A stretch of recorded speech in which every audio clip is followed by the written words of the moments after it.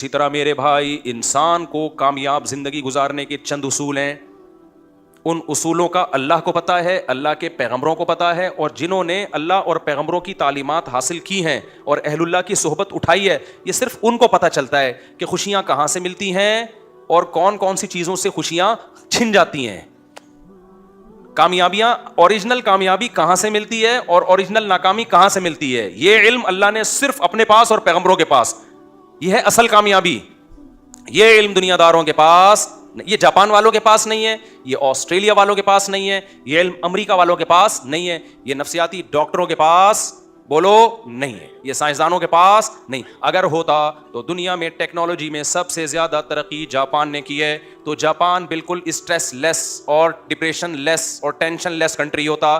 Japan میں کسی بھی قسم کی ٹینشن کا کوئی سبب نہیں ہے, لیکن فل آف ٹینشن کنٹری اگر دنیا میں کوئی ہے تو سوئٹزرلینڈ ہے اور اس کے بعد جاپان ہے. آ رہی میرا خیال ہے بات سمجھ میں, کیونکہ ان کے کچھ چیزوں میں کانسیپٹ کلیئر نہیں ہے. دیکھو میں مختصر بات سے بات سمجھانے کی کوشش کرتا ہوں. آپ کو پتہ ہے انسان کو دنیا میں اچھی لائف گزارنے کے لیے کس چیز کی سب سے زیادہ ضرورت ہے؟ پتہ ہے آپ کو؟ یہی نہیں پتا آپ کو؟ پیسے کی بھی ضرورت ہے یقیناً, گھر کی بھی ضرورت ہے, گاڑی کی بھی ضرورت ہے, سواری کی بھی ضرورت ہے, چنچی کی بھی ضرورت ہے, صحت کی بھی ضرورت ہے. سب سے زیادہ ضرورت ہے ریلیشن کی, محبتوں کی. انسان تنہائی وقتی طور پہ برداشت کرتا ہے. بائی نیچر انسان تنہا پیدا نہیں ہوا. سمجھتے ہو کہ نہیں سمجھتے؟